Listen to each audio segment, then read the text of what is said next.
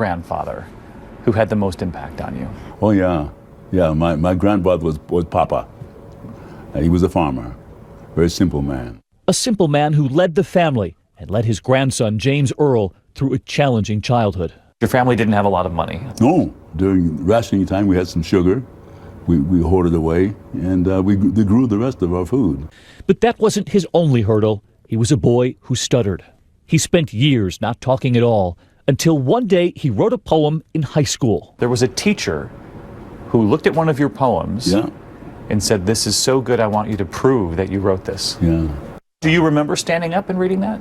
Oh yeah, and getting through it without stuttering. From poverty, from silence, a boy who would later excel. The fact that George Lucas chose your voice. That's an accident. You don't mind the accident now, looking back, right? Oh no, I'm very proud to have been a part of that. The boy born in Mississippi and who grew up on a farm in Michigan ended up being the voice. And who was a stutterer. And who was a stutterer. That's his Darth Vader. So many iconic roles coming to America. Evil will come, Ray. Then that speech in Field of Dreams. All these years later, we study his caricature right there on the wall. Love and peace, James Earl Jones. I'm still the same person. Was the end on the wall? Yeah. And for this reporter begging for a lesson? Now listen, I do the news every night, and I can only dream of a voice with the kind of resonance that your voice has. Our voices are very similar, I'm afraid. You think so? Yeah, I have less control of mine, no? You do? I'm serious. Really?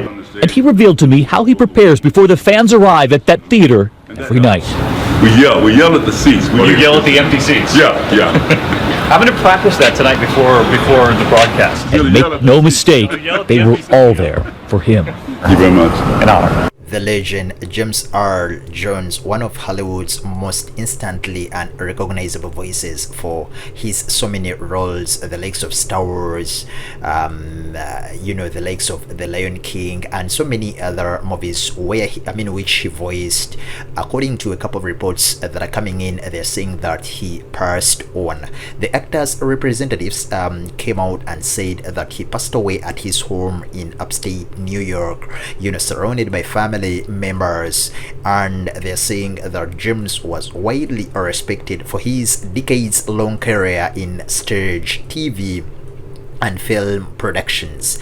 Most notably, perhaps he delivered he delivered so many movies, he delivered in so many roles, and of course one of the most most recognizable was the voice in the Darth Vader in multiple movies in the Star Wars franchise. He was also the paternal voice of the Mufasa in Disney Lion King, but long before that, he got his first big movie in Stanley Kubrick's Dr. Strangelove back in 1964. James is on, by the way, the shortlist of the EGOT winners, having won 2 Emmys and of course a Grammy, an Oscar, and 3 Tony Awards. His biggest theater roles were the 1969's The Great White Hope and the 1987's Faces. His famed voice also lives on through CNN for years. He was, by the way, the guy you heard saying, "This is CNN." Deadline was, by the way, the first to report this story, and they broke the story. He was a man who was born in 1931, and in some of his interviews he had, like the one you've seen with ABC, we credit for that very good interview. He said that he had a stutter since childhood, and he just improved his craft, poetry, through training, and he wrote his first poem as a child, and even the teacher couldn't actually believe that he's the one who wrote it. We're sending our deepest condolences to the family, friends, other fans, and everyone who knew James. Rest in power, the King, James.